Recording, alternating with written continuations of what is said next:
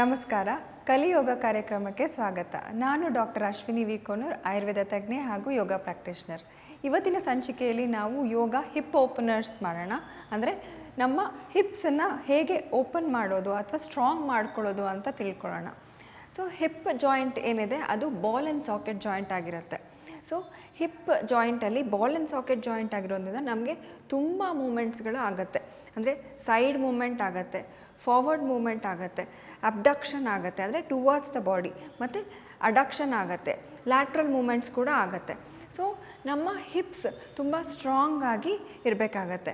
ನಮ್ಮ body weight ನಮ್ಮ ಸ್ಪೈನಿಂದ carry ಆಗಿ ನಮ್ಮ ಹಿಪ್ಸ್ ಮುಖಾಂತರ ನಮ್ಮ ಕಾಲಿಗೆ ಟ್ರಾನ್ಸ್ಫರ್ ಆಗುತ್ತೆ. ಸೊ ನಮ್ಮ ಹಿಪ್ ಜಾಯಿಂಟ್ ಸ್ಟ್ರೆಂತ್ ಅಥವಾ ಸ್ಟ್ರಾಂಗ್ ಆಗಿ ಇಲ್ಲ ಅಂದರೆ ಅಲ್ಲಿ ಫೀಮರ್ ನೆಕ್ ಫ್ರ್ಯಾಕ್ಚರ್ ಆಗುವಂಥ ಸಾಧ್ಯತೆಗಳಿರುತ್ತೆ, ಅಥವಾ ಆಸ್ಟಿಯೋಪೊರೋಸಿಸ್ ಆದಾಗ ಅಲ್ಲಿ ಪೇಯ್ನ್ ಆಗುವಂಥ ಸಾಧ್ಯತೆಗಳು ಕೂಡ ಇರುತ್ತೆ. ಸೊ ಏಜ್ ಆಗ್ತಿದ್ದಂಗೆ ಕೆಳಗಡೆ ಕೂತ್ಕೊಳ್ಳೋದು ತುಂಬ ಕಷ್ಟ ಆಗುತ್ತೆ. ಈ ಆಸನಗಳು ಮಾಡೋದ್ರಿಂದ ಏನು ಯೋಗ ಆಸನ ಮಾಡೋದಕ್ಕೂ ನಮಗೆ ಹಿಪ್ಸ್ ತುಂಬ ಇಂಪಾರ್ಟೆಂಟ್. ಸೊ ನಮ್ಮ ಫ್ಲೆಕ್ಸಿಬಿಲಿಟಿ ಇಂಪ್ರೂವ್ ಆಗುತ್ತೆ. ಹಾಗೆ ವಯಸ್ಸಾದಾಗ ನಮ್ಮ ಬೋನ್ ಡೆನ್ಸಿಟಿ ಕಾಪಾಡಿಕೊಂಡು ಕೆಳಗಡೆ ಆರಾಮಾಗಿ ವಿತೌಟ್ ಎನಿ ಪ್ರಾಬ್ಲಮ್ ಕೂತ್ಕೊಳ್ಳೋದಕ್ಕೆ ಹೆಲ್ಪ್ ಆಗುತ್ತೆ. ಸೊ ಮೊದಲನೇದಾಗಿ ನಾವು ಮಾಡೋ ಅಂಥದ್ದು ಆಸನ ಅಶ್ವಸಂಚಲನಾಸನ, ಅಲ್ಲಿ ಬ್ರೀತಿಂಗ್. ಸೊ ಅಶ್ವಸಂಚಲನಾಸನ ಅದರಲ್ಲಿ ವೇರಿಯೇಷನ್. ಸೊ ನೀವು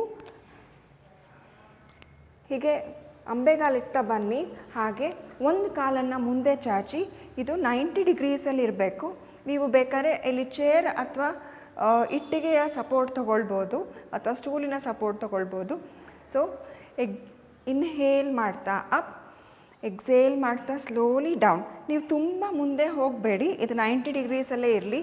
ಸೊ ನಿಮ್ಮ ಮೂಮೆಂಟ್ ಇಲ್ಲಿ ಹಿಪ್ಸ್ ಫ್ಲೆಕ್ಸಿಬಲ್ ಆಗುತ್ತೆ. Inhale up, exhale and down, inhale up, exhale and down. ನೀವು ಬೇಕಾದ್ರೆ ಕೈ ಸಪೋರ್ಟ್ ತೊಗೊಳ್ಬೋದು ಕೆಳಗಡೆ, ಅಥವಾ ಹಾಗೆ ಕೂಡ ಮಾಡ್ಕೋಬೋದು. Inhale up, exhale and down, up and down, up and down. ಈಗ ಇನ್ನೂ ಒಂದು ಕಾಲಲ್ಲಿ ಮಾಡ್ಕೊಳ್ಳೋಣ. Okay, up and down, up and down, up, complete down ಹೋಗಿ, and down, up and down slowly. ಈಗ ವಜ್ರಾಸನದಲ್ಲಿ ಕೂತ್ಕೊಳ್ಳಿ, ಹಾಗೆ ಸ್ಲೋ ಆಗಿ ಮುಂದೆ ಬನ್ನಿ. ಓಕೆ, ಈಗ ಬೆನ್ನಿನ ಮೇಲೆ ಮಲ್ಕೊಳ್ಳಿ.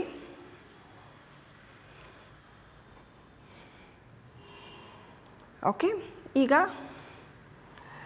ಇನ್ಹೇಲ್ ಮಾಡ್ತಾ ರೈಟ್ ಲೆಗ್ಗನ್ನು 45 ಡಿಗ್ರೀಸಿಗೆ ಎತ್ಕೊಳ್ಳಿ, ಹಾಗೆ 90 ಡಿಗ್ರೀಸಿಗೆ ಎತ್ಕೊಳ್ಳಿ.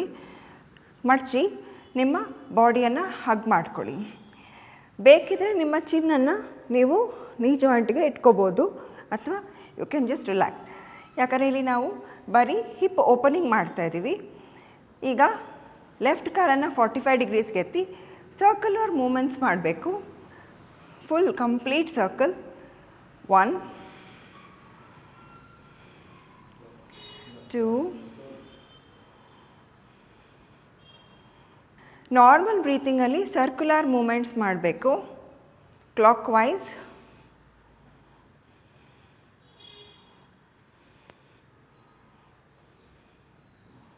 ಹಾಗೆ ಆ್ಯಂಟಿ ಕ್ಲಾಕ್ ವೈಸ್, ಉಲ್ಟಾ.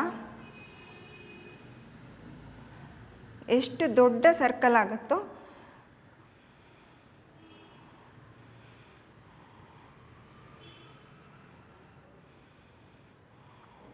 ಓಕೆ, ಈ ರೀತಿಯಾಗಿ 5 to 10 ಕೌಂಟ್ಸ್ ಮಾಡ್ಕೊಳ್ಬೇಕು.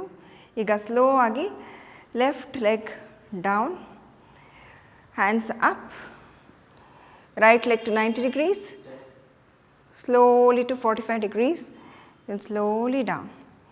ಈಗ ಅದನ್ನು ನಾವು ರೈಟ್ ಲೆಗ್ಗಲ್ಲಿ ರಿಪೀಟ್ ಮಾಡೋಣ. ಇನ್ಹೇಲ್ ಮಾಡ್ತಾ left leg 45 degrees, 90 degrees, bend ಮಾಡಿ ಹಗ್ ಮಾಡ್ಕೊಳ್ಳಿ. ನಿಮ್ಮ ಲೆಗ್ಗನ್ನು ನಿಮ್ಮ ಚೆಸ್ಟ್ ಹತ್ರ ಆದಷ್ಟು ಹತ್ತಿರ ತೊಗೊಂಡು ಬನ್ನಿ. ಈಗ ರೈಟ್ ಲೆಗನ್ನು 45 ಡಿಗ್ರೀಸ್ಗೆ ಲಿಫ್ಟ್ ಮಾಡಿ. ಈಗ ಬಿಗ್ ಸರ್ಕಲ್ಸ್. ಓಕೆ, ಈ ಸರ್ಕಲ್ಸ್ ಮಾಡೋದ್ರಿಂದ ನಿಮ್ಮ ಹಿಪ್ಸಲ್ಲಿ ಸರ್ಕ್ಯುಲೇಷನ್ ಇಂಪ್ರೂವ್ ಆಗುತ್ತೆ, ಸೈನೋವಿಯಲ್ ಫ್ಲೂಯಿಡ್ ಇನ್ಕ್ರೀಸ್ ಆಗುತ್ತೆ, ಸೊ ಮೂಮೆಂಟ್ಸ್ ಸರಿ ಹೋಗುತ್ತೆ. ಓಕೆ, ಕ್ಲಾಕ್ ವೈಸ್ 10, ಆ್ಯಂಟಿ ಕ್ಲಾಕ್ ವೈಸ್ 10.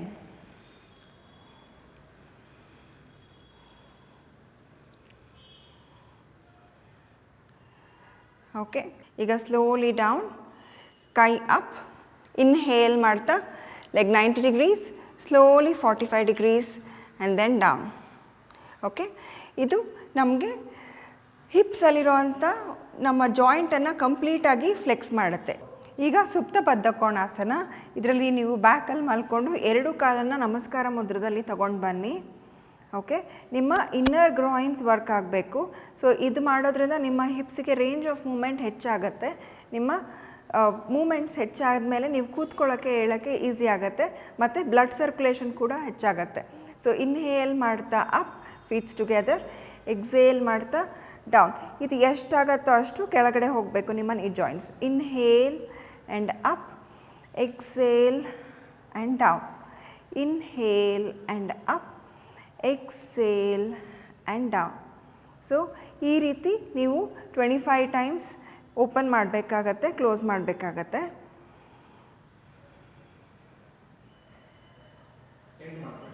ಓಕೆ, ಸ್ಲೋಲಿ ಈಗ ಮೇಲೆ ಬನ್ನಿ.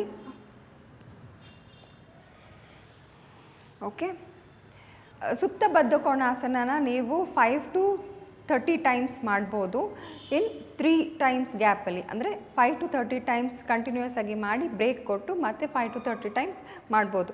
ನೆಕ್ಸ್ಟ್, ಕಾಲನ್ನು ಉದ್ದಕ್ಕೆ ಚಾಚಬೇಕು ಆ್ಯಂಡ್ ದೆನ್ ನಿಮ್ಮ ಬಲಗಾಲನ್ನು ಕಂಪ್ಲೀಟಾಗಿ ನಿಮ್ಮ ಲೆಫ್ಟ್ ಲೆಗ್ ಮೇಲೆ ತೊಗೊಂಡು ಹೋಗಬೇಕು.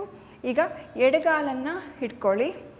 Okay, and then slowly open and close, open and close, open and close. ಈ ರೀತಿ 5 to 30 ಟೈಮ್ಸ್ ಮಾಡಬೇಕು. ಈಗ ಇನ್ನೊಂದು ಕಾಲಲ್ಲಿ ರಿಪೀಟ್ ಮಾಡೋಣ. ಓಕೆ, ನಿಮ್ಮ ಬಲಗಾಲನ್ನು ಹಿಡ್ಕೊಳ್ಳಿ.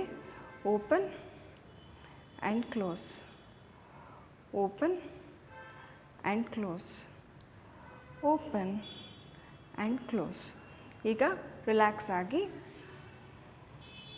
ಓಕೆ, ನಾವು ಬದ್ಧ ಕೋಣಾಸನ ಕೂತ್ಕೊಂಡು ಮಾಡೋಣ.